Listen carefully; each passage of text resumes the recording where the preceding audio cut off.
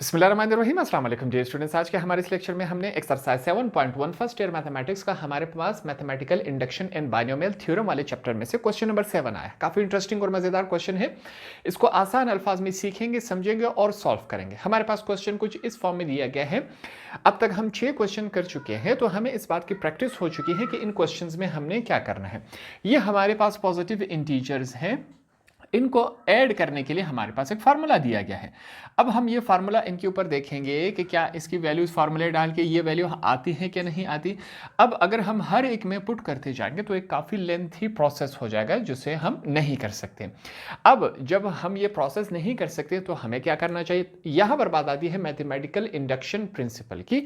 ये वाला जो मैथमेटिकल इंडक्शन प्रिंसिपल है, हमें इस लेंथी प्रोसेस से बचा के 2 ही स्टेप में हम ये बात मालूम कर सकते हैं कि ये फार्मूला तमाम का रिजल्ट ट्रू सही दे सकता है कि नहीं। ये सिंपल सा काम है। क्वेश्चन को स्टार्ट कर लेते हैं। हमारे पास सबसे पहले हम क्या करते थे, सॉल्यूशन। हमने यहां पर सॉल्यूशन लिख लिया। सॉल्यूशन के बाद हमें याद है ये जो हमारे पास क्वेश्चन दिया गया है, इसको एक दफा फिर से लिख लेते हैं। 1 का क्यूब प्लस 3 का ऊपर पावर क्यूब है प्लस 5 के ऊपर पावर क्यूब है, प्लस लिख लेंगे, डॉट डॉट डॉट, फिर प्लस है 2n हमारे पास -1 पावर क्या है इसके ऊपर क्यूब है, इज इक्वल टू की दूसरी तरफ हमारे पास क्या है n का स्क्वायर 2n स्क्वायर -1, ये हमने लिख लिया। इस मुकम्मल को हमने क्या नाम दिया, इक्वेशन 1 का नाम हमने यहां पर दे दिया। अब यहां से हम क्या करते हैं, स्टेप 1 स्टार्ट कर लेते हैं। मैंने यहां पर लिख लिया स्टेप 1। स्टेप 1 में क्या किया जाएगा, इसको यहां पर सीख लेते हैं। सबसे पहले हम क्या करते हैं, हमने कहा जो पहली वैल्यू है, एक ही टर्म, एक वैल्यू को उठा के इस फार्मूले के अंदर पुट करेंगे तो हमारे पास यही आंसर आना चाहिए। 1 का क्यूब क्या होता है, वही 1 ही रहता है। 1 को अपने आप के साथ एक दफा, 2 दफा, 1000 दफा मल्टीप्लाई करवा ले, आंसर 1 ही आता है। अगर हमने 2 का आंसर फाइंड आउट करना है तो हम 2 उठा के इस फार्मूले के अंदर जहां जहां n आएगा वहां पर पुट कर देना है। अगर 3 वैल्यूज का आंसर चेक करना है तो 3 उठा के इस फार्मूले के अंदर जहां जहां n आएगा पुट कर देंगे, यही आंसर आ जाएगा हमारे पास। तो हम एक ही ट्राई करेंगे। उसके लिए यहां पर सबसे पहले हम इन्हें बताएंगे put n is equal to 1। एक ही टर्म उठा रहे हैं। अगर यहां पर 10 हो, 9 हो, 8 हो, तब भी हम 1 लिखेंगे क्योंकि हम एक टर्म को उठा रहे हैं। Put n is equal to 1 in equation 1। हम जो है n की जगह, जहां पर इक्वेशन 1 है वहां पर n की जगह हम क्या पुट कर रहे हैं, उसकी वैल्यू जो कि 1 है। हमने एक ही टर्म को उठाया है, ठीक। यहां पर पुट कर लेते हैं। अब यहां पर हमने क्या करना है, इस वाले हिस्से पर काम करना है क्योंकि यहां पर हमारे पास n मौजूद नहीं है, तो इस वाले हिस्से के ऊपर हमने कॉन्सेंट्रेट करना है। हम लिखेंगे, मैंने सबसे पहले यहां पर लिख लिया 2, n की जगह क्या आया, 1 आया, -1 यहां पर क्यूब, ठीक हो गया। फिर से राइट हैंड साइड में हमारे पास सबसे पहले क्या है, n की जगह हमने उसकी वैल्यू लिख दी, फिर हमारे पास 2, n की जगह उसकी वैल्यू, हमारे पास ये कुछ इस कंडीशन में आ चुका है। सिंपल सा और आसान सा काम है। अगला स्टेप मैं इसी के साथ कर रहा हूं, आपने इसके नीचे करना है, ठीक है। मेरे पास स्पेस कम है, ये स्टेप आपने इसके नीचे करना है। यहां पर क्यूब जो है इन तमाम का है। हम क्या कर लेते हैं, अभी क्यूब को ओपन नहीं करते, हम इनको सॉल्व कर लेंगे। एंड में जो रिजल्ट आएगा उसके ऊपर क्यूब लगा देंगे, ये आसान रहता है। 2 को 1 के साथ मल्टीप्लाई करवा लिया जाए, हमारे पास वैल्यू क्या बनती है, वही 2 ही बनती है। हमने लिख लिया 2 -1, ठीक हो गया। 2 1 2 लिख लिया, -1 इनके ऊपर क्या है, ऊपर क्यूब मौजूद है। दूसरी तरफ 1 का स्क्वायर हमारे पास क्या होता है, 1 का स्क्वायर हमने सीखा था वही 1 ही होता है, ठीक हो गया। यहां पर चल लेते हैं, हमारे पास 2 है, 1 का स्क्वायर फिर से क्या होता है, 1 ही होता है। 1 मल्टीप्लाई बाय 2 2 ही हो जाता है, साथ में क्या है, -1। तो इनको हमने सॉल्व कर लिया। 1 का स्क्वायर 1 ही होता है, 1 मल्टीप्लाई बाय 2 2 लिख लिया, -1 ये हमने यहां पर लिख लिया। नेक्स्ट स्टेप में चेक कर लेते हैं। यहां पर देखें 2 में से 1 चला गया तो हमारे पास क्या रह जाता है, 1 रह जाता है कि नहीं। यहां पर क्यूब बाकी है तो 1 के ऊपर हम क्यूब लिख लेते हैं। दूसरी तरफ चले, हमारे पास क्या है, 1 है।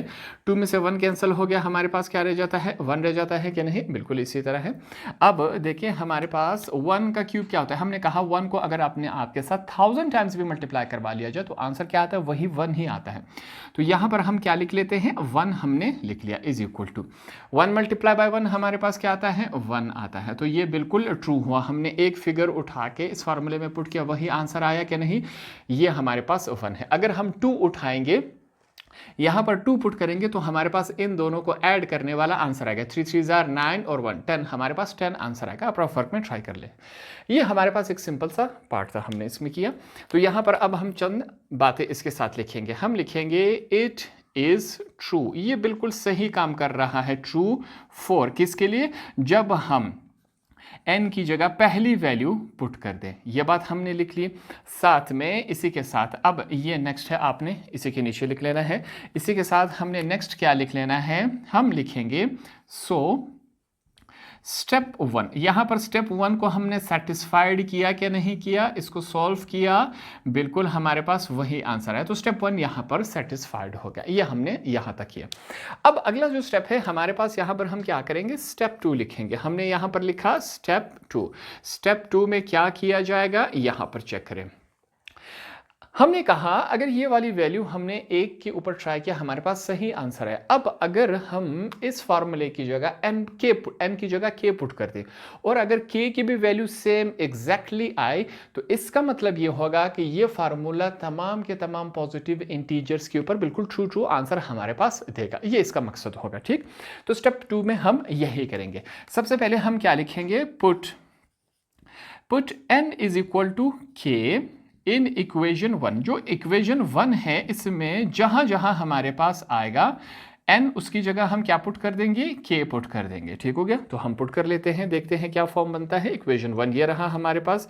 1 के ऊपर क्यूब है प्लस 3 के ऊपर हमारे पास क्यूब है प्लस 5 के ऊपर cube plus dot dot dot dot dot का मतलब ये वैल्यू इसी तरह कंटिन्यू है। फिर हमारे पास 2 है, n की जगह क्या पुट करेंगे? k पुट करेंगे -1, इसके ऊपर क्यूब आएगा इज इक्वल टू दूसरी तरफ n की जगह k का स्क्वायर, 2 है n की जगह k, इसके ऊपर स्क्वायर है -1, ये हमने लिख लिया। अब इसको हम क्या नाम देंगे? ये इक्वेशन 2 बन जाएगा। हमारे पास इक्वेशन 2 बन गया। इसके बाद हम क्या किया करते थे? हमारे पास यहाँ पर चेक करें, हम लिखेंगे कि यहाँ पर चेक करें ये वैल्यू क्या है? k है। हमें ये बात मालूम है कि k के बाद नेक्स्ट वैल्यू क्या है? k + 1, फिर k + 2, फिर k + 3।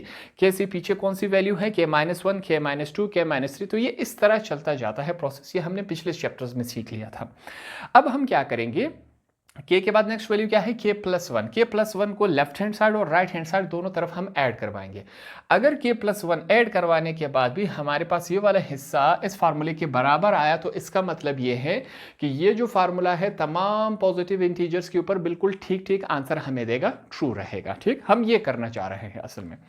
अब हम यहां पर साथ में लिखेंगे, हम लिखेंगे एडिंग, जमा करवाना है। एडिंग क्या ऐड करवा रहे हैं? k + 1। k + 1 कहां से आया? हमने कहा कि k के बाद क्या टर्म आता है? k + 1 term to both side, ये हम लिखेंगे term to both side of equation 2। Equation 2 में हमने k + 1 क्या करवाना है? दोनों तरफ हमने ऐड करवाना है। ये बात हमने यहां पर लिख ली।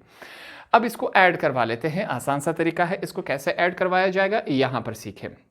सबसे पहले हम लिखेंगे 1 का क्यूब प्लस 3 का क्यूब प्लस 5 का cube plus dot dot dot plus लिखा।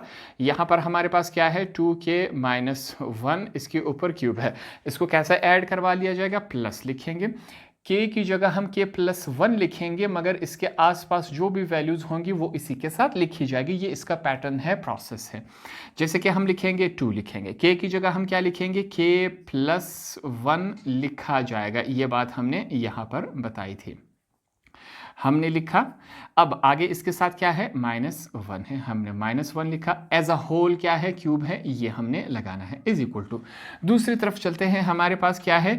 k का स्क्वायर है, 2k का स्क्वायर -1 है, ये हमने लिख लिया। अब यही वैल्यू इस तरफ भी क्या होगी? इसके साथ ऐड होगी, जो कि हमने यहाँ पर ऊपर लिख लिया था। 2k + 1 -1 और होल का क्यूब, ये हमारे पास कुछ इस कंडीशन में बन जाएगा। अब हमने सिंपली क्या करना है? हमने राइट हैंड साइड के ऊपर काम करना है। राइट हैंड साइड के ऊपर क्या काम करेंगे? इसको हम कन्वर्ट करवाएंगे इस फॉर्म में, एग्जैक्टली इस फॉर्म में आना चाहिए, ये हमारा काम है। तो अब हम लेफ्ट हैंड साइड को छोड़ के सिंपली राइट हैंड साइड के ऊपर क्या करेंगे? काम करेंगे। काम स्टार्ट कर लेते हैं। ये इज इक्वल टू मैंने लिखा, हमारे पास ये वैल्यूज क्या हैं इसको चेक कर ले। पहले इनको एक दफा लिख लेते हैं। k का स्क्वायर 2k का स्क्वायर माइनस 1, ये हमने लिख लिया। अब आगे चलते हैं, मैं लिखूंगा प्लस 2, एक दफ़ा ब्रैकेट डाल लेते हैं यहाँ पर, इसको मैं करेक्ट कर लेता हूँ। हमारे पास क्या है 2, फिर लिखा जाएगा k प्लस 1, ये हमने लिखा, माइनस 1, ये हमने लिखा एज अ होल का क्यूब। हमारे पास ये इस कंडीशन में आ चुका है। सबसे पहले हम क्या करेंगे, 2 को इस ब्रैकेट के साथ हम मल्टीप्लाई करवा लेते हैं, देखते हैं क्या फॉर्म बनता है। ये वाला साइड उसी तरह लिखा जाएगा, 2k का स्क्वायर माइनस 1 प्लस, ये हमने लिखा 2k के साथ मल्टीप्लाई होगा, 2k प्लस माइनस प्लस होगा, 2 1 जार 2, हमारे पास माइनस 2 यहाँ पर क्यूब है। इस वाले हिस्से को हम सॉल्व कर लेते हैं, हमारे पास क्या आएगा यहाँ पर चेक कर ले। मैं लिखूंगा k का स्क्वायर, 2k का स्क्वायर माइनस 1 प्लस, यहाँ पर चेक करें हमारे पास क्या आएगा, 2k प्लस में से 1 माइनस हो गया, हमारे पास प्लस 1 एज अ होल का क्यूब। ये हमारे पास इस कंडीशन में आ चुका है। अब यहाँ पर एक बात समझने की ज़रूरत है, इस वाले कंडीशन को देखें, साथ में रफ वर्क में ये रेफरेंस लाजमी देना है। अगर आप रेफरेंस रफ वर्क में नहीं देना चाह रहे, इसको नीट वर्क में भी इसी के साथ लिख सकते हैं, ठीक। अब यहाँ पर ये वाला जो हिस्सा है, इसको हम क्या समझ लेते हैं, यहाँ पर a प्लस बी होल का क्यूब है हमारे पास। साथ में हम रेफरेंस देंगे, आपने क्या करना है, इसी के साथ रेफरेंस इसका देना है। हमारे पास वैल्यू क्या है, हम लिखेंगे कि a प्लस बी होल का क्यूब किसके बराबर होता है, फार्मूला बन रहा है, ये हमारे पास बराबर है a का क्यूब प्लस a का square b plus 3a into B का स्क्वायर प्लस b। ये हमारे पास इस फॉर्म में है, ये हमारे पास फार्मूला है, ठीक है। a प्लस बी का क्यूब होल का क्यूब ये इस फॉर्म के बराबर होता है। यहाँ पर हमारे पास वही सिचुएशन बन रही है, ठीक है। यहाँ पर हम बता देते हैं कि इस तरफ हमारे पास वैल्यूज क्या है, 2k प्लस 1 होल का क्यूब। अब हम क्या करेंगे, इस वाले हिस्से को इस फार्मूले में कन्वर्ट करवा लेते हैं, देखते हैं ये हमारे पास क्या फॉर्म बना रहा है। फार्मूले में कन्वर्ट करवाएंगे, a हमारे पास ये वाली वैल्यू है, ये a है और ये b है। a का क्यूब, a हमारे पास क्या है 2k, a का क्यूब हो गया प्लस 3 लिखा जाएगा, a हमारे पास क्या है 2k, a के ऊपर स्क्वायर है, b लिखा जाएगा, b हमारे पास 1 है, प्लस 3 फार्मूले का, a हमारे पास 2k है, b हमारे पास 1 है, b के ऊपर स्क्वायर है, प्लस b है, b की जगह हम 1 लिख लेते हैं। ये कुछ इस कंडीशन में आ चुका है, इसको सॉल्व करेंगे। ये जो 3 है क्यूब है, वो 3 का भी 2 का भी है और k का भी है, 2 2 जार 4 4 2 जार 8, दैट मीन्स कि 2 अपने आप के साथ 3 दफ़ा मल्टीप्लाई होगा तो 8 बन जाता है, 8 क्यूब प्लस यहाँ पर चेक करें 3, ये स्क्वायर इस ब्रैकेट का है तो ये हमारे पास 4k स्क्वायर बन जाएगा। साथ में क्या है 1, 4k स्क्वायर 1 के साथ मल्टीप्लाई हो जाएगा, वही 4k स्क्वायर ही रह जाएगा, ठीक हो गया। प्लस 3 यहाँ पर इसको मल्टीप्लाई करवा लेते हैं, 3 2 जार 6 6 1 जार 6, वही 6k ही रह जाता है। इनको आपस में मल्टीप्लाई करवाने से 1 का स्क्वायर 1 ही बनता है, 6k प्लस 1। ये कुछ इस कंडीशन में। आगे इसको सॉल्व करते हैं। सबसे पहले क्या है 8k का क्यूब प्लस 3 4 जार 12 का स्क्वायर प्लस 6k प्लस 1, ठीक हो गया। इस वाले हिस्से को सॉल्व करने से हमारे पास वैल्यू क्या आती है, ये वाली वैल्यू आ गई, ठीक है। हमने इसके पीछे रीज़न बता दिया। अब हम क्या करेंगे, इस वाली वैल्यू की जगह डायरेक्ट ये वाली वैल्यू लिख सकते हैं कि नहीं, बिल्कुल लिख सकते हैं। हम यही काम करेंगे, इसकी जगह ये वाली वैल्यू रेफरेंस हमने दे दिया। साथ में ये वाली जो वैल्यू है इसको भी सॉल्व कर लेते हैं, सिंपल सा काम है। ये k इस पूरे ब्रैकेट के साथ मल्टीप्लाई हो रहा है, k स्क्वायर जब 2k स्क्वायर के साथ मल्टीप्लाई हो जाएगा तो 2k 4 बन जाएगा, plus minus minus k square जब 1 के साथ मल्टीप्लाई होगा तो ये आ जाएगा। बकाया इसको सॉल्व हमने वहाँ पर किया, इसकी वैल्यूज़ लिख लेते हैं। हमारे पास क्या है 8k का क्यूब प्लस 12 हमारे पास k का स्क्वायर प्लस 6k प्लस 1, ये हमारे पास कुछ इस कंडीशन में बन चुका है, ठीक है।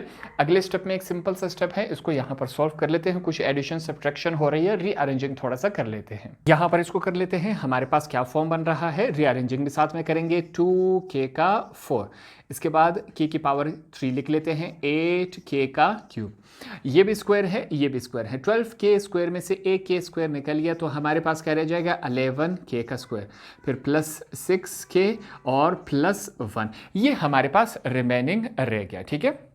अब यहाँ पर यहां तक जो क्वेश्चन हमने किया है सेम उसी पैटर्न पे है जिस तरह हमने पिछले 6 क्वेश्चंस किए थे।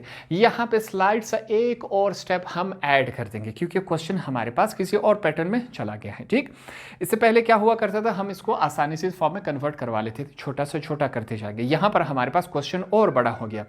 अब जब और बड़ा हो गया तो ऐसी सूरत में हम क्या करेंगे, सिंथेटिक डिवीजन की तरफ जाएंगे। सिंथेटिक डिवीजन हमने 10th क्लास में सीखा था, सेकंड चैप्टर में 2.6 में ये वाला एक्सरसाइज था, उसमें हमने सिंथेटिक डिवीजन सीख लिया था। इसको यहां पर फिर से रिवाइज करेंगे, आसान अल्फाज में आपको समझाऊंगा, आपको रिवीजन हो जाएगी। ये हमारे पास एक पॉलिनोमियल बन चुका है। ठीक है, यहां पर मैं कहता हूं कि k की जगह ऐसी कौन सी वैल्यू पुट किए जाए कि ये तमाम पॉलिनोमियल जीरो में कन्वर्ट हो जाए। ठीक है, k की जगह ऐसी कौन सी वैल्यू पुट की जाए कि ये तमाम पॉलिनोमियल क्या बन जाए, जीरो बन जाए। ये काम साथ में रफ वर्क में करेंगे, रेफरेंस हमने लाजमी देना है। ठीक हो गया, यहां पर मैं सबसे पहले लिख लेता हूं 2k का 4 प्लस 8k का क्यूब प्लस 11k का स्क्वायर प्लस 6k प्लस 1, ये हमारे पास वैल्यूज है। मैं कहता हूं कि k प्लस 1 ये जो हमारे पास फैक्टर हैं, इसको उठा के अगर हम इसके अंदर पुट करें तो ये जीरो में कन्वर्ट हो जाएगा। मगर इसको पहले थोड़ा सा हम क्या कर लेते हैं, सॉल्व कर लेते हैं। ये 1 यहां पर प्लस से दूसरी तरफ जाके माइनस हो जाएगा। इसका मतलब ये हुआ कि जहां जहां k आ रहा है उसकी जगह हम k की ये वाली वैल्यू पुट कर लेते हैं। 2 है, -1 पावर क्या है 4 है, प्लस लिखेंगे 8 लिख लिया, k की जगह क्या आना चाहिए -1 क्या क्यूब, प्लस 11 लिखा, k की जगह उसकी वैल्यू स्क्वायर है, प्लस 6 लिखा, -1 हो गया, प्लस 1, ये कुछ इस कंडीशन में आ चुका है। अब यहां पर सॉल्व करेंगे। याद रखें जहां पर ये जो पावर हो वो हमारे पास अगर इवन नंबर में हो तो ये प्लस में कन्वर्ट हो जाएगा, अगर ऑड नंबर में हो पावर तो ये माइनस ही रहेगा। ये सिंपल सा ट्रिक है। तो 2 लिखेंगे, 1 -1 अपने आप के साथ 4 दफ़ा मल्टीप्लाई हो जाए तो +1 में कन्वर्ट हो जाता है, प्लस 8 लिखेंगे, ये माइनस ही रहेगा, -1 क्यूब खत्म हो गया। ठीक है, -1 को अपने आप के साथ 3 दफ़ा मल्टीप्लाई करवा ले तो -1 ही रह जाता है, प्लस हमारे पास यहाँ पर मैं क्या लिख लेता हूँ 11 हमने लिखा, 11 के बाद ये +1 ही रहेगा। ठीक है, क्योंकि पावर क्या है इवन नंबर है, प्लस माइनस माइनस 6 1 जार हमारे पास क्या होता है 6 प्लस 1, ये कुछ इस कंडीशन में है। इनको हम सॉल्व कर लेते हैं। 2 1 jar 2 plus minus minus 8 1 jar 8 plus minus plus है सॉरी प्लस 11 1 जार 11 -6 प्लस 1, ये कुछ इस कंडीशन में है। प्लस वाले डिजिट्स को आपस में ऐड कर लेते हैं। सबसे पहले माइनस वाले, माइनस माइनस क्या हो जाता है प्लस, मगर साइन माइनस का लगता है। 8 और 16 क्या हो जाते हैं हमारे पास, ये -14 बनते हैं। प्लस वाली ये वैल्यू और ये वैल्यू, 11 में 1 ऐड कर दे क्या बन जाता है 12, 12 में 2 ऐड कर दे 14, 14 बन गया क्या नहीं, 14 माइनस और प्लस आपस में कैंसिल हो गए, हमारे पास क्या बन जाएगा 0 बन जाएगा। तो यहां पर हमने कहा कि k+1 वो वाला फैक्टर है जो कि अगर हम इस पॉलिनोमियल के अंदर पुट कर दे तो हमारे पास वैल्यू क्या आएगी 0 आएगी। ये बात आपने सिर्फ याद रखनी है। ठीक है, अब हमने क्या करना है, इस फैक्टर को हमने आगे जाके इस्तेमाल करना है। कहाँ इस्तेमाल करना है, सिंथेटिक डिवीजन में इस्तेमाल करना है। -1 के साथ तमाम को हम मल्टीप्लाई करवाएंगे या डिवाइड करवाएंगे। ठीक है, इस बात को आपने याद रखना है कि -1 कहाँ से आया, ये हमारे पास यहाँ से आया कि k+1 वो वाली वैल्यू है अगर इस पॉलिनोमियल में पुट की जाए जिसकी वजह से ये मुकम्मल पॉलिनोमियल 0 आया क्या नहीं आया, इसको अब हमने -1 को इस्तेमाल करना है। तो नेक्स्ट आपने ये लिख लेना है by using synthetic division. Synthetic division हम इस्तेमाल कर रहे हैं, k+1 के पीछे मैंने पूरा लॉजिक आपको समझा दिया। हम क्या करेंगे, यहां में से तमाम कोफिशिएंट्स को हम निकालेंगे। कोफिशिएंट का मतलब क्या है कि ये जो नंबर्स हैं, नंबर के साथ जो भी अल्फाबेट्स है इनको वेरिएबल कहा जाता है। तो तमाम कोफिशिएंट्स हम निकाल के यहां पर लिख लेते हैं। सबसे पहले हमारे पास क्या है 2 है, यहां पर हमने यहां से हमने स्टार्ट करना है। हमारे पास पहला कोफिशिएंट क्या है 2 है, हमने 2 लिख लिया। यहां से चेक करें, इसको ऐसे लिखा जाएगा 2 हो गया। नेक्स्ट हमारे पास क्या है 8 है, हमने 8 लिखा। उसके बाद क्या है हमारे पास 11 है, हमने 11 लिखा। फिर हमारे पास 6 है और लास्ट में 1 है, ये हमने यहां पर कुछ यो लिख लिया। ठीक हो गया। अब यहां से क्या लिखा जाएगा -1 हम यहां पर ले आएंगे। ठीक है, ये वो वाला -1 है जो कि अभी मैंने आपको बताया कि इस पॉलिनोमियल में k की वैल्यू -1 पुट की जाए तो वो 0 बन जाता है, तो वो ये वाला -1 है। ठीक, सिंथेटिक डिवीजन में हमने ये बात सीखी थी कि पहली value same as it is नीचे आ जाती है। अब ये वाली वैल्यू इसके साथ मल्टीप्लाई होगी, plus minus, minus two one जार टू, माइनस टू आया कि नहीं, 8 में से माइनस टू चले गए, कितना रह जाता है 6, 6 माइनस वन के साथ मल्टीप्लाई होगा, 6 मल्टीप्लाई बाय माइनस वन हमारे पास क्या हो जाता है -6, 11 में से 6 कैंसिल हो गए 5, 5 वन जार हमारे पास 5 ही होता है, 6 में से 5 कैंसिल हो गए 1 रह जाएगा, 1 मल्टीप्लाई बाय -1 हमारे पास -1 ही रह जाता है, -1 0 हो जाता है।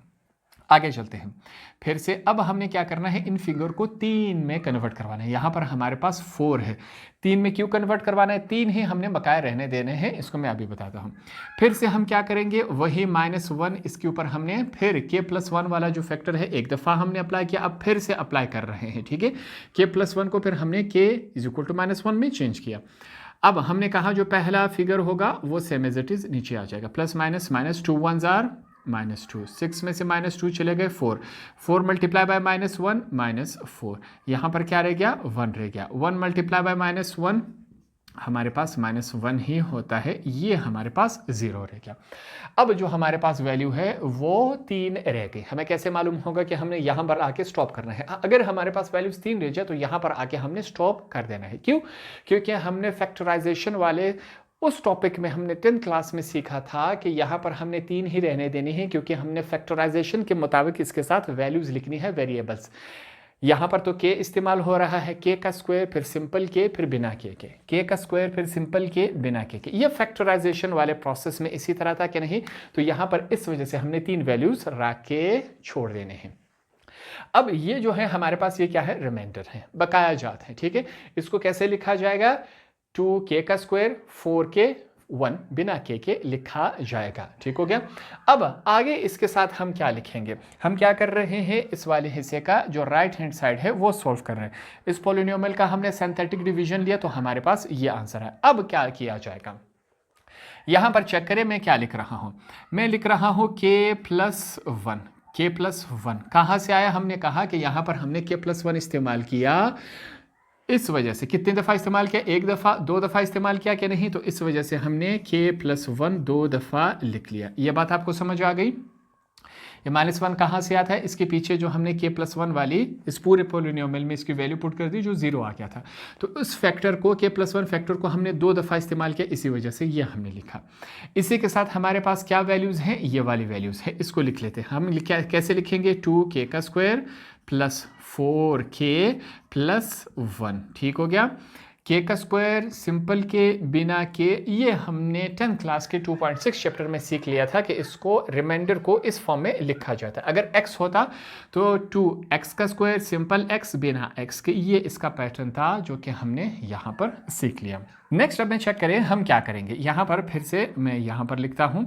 नेक्स्ट अब में हमने क्या करना है, ये 2 दफ़ा है तो इसको हम यूँ लिख सकते हैं k+1 होल का स्क्वायर। इसका मतलब ये है कि k+1 2 दफ़ा है, हमने इसको इस फॉर्म में लिख लिया। आगे चेक करें, 2x का स्क्वायर प्लस 4k, ये जो 1 है इस 1 को मैं इस तरह लिख सकता हूँ कि नहीं, +2 -1, बिल्कुल लिख सकता हूँ। 2 में से 1 कैंसिल हो गया, 1 रह गया कि नहीं, ये वही 1 है।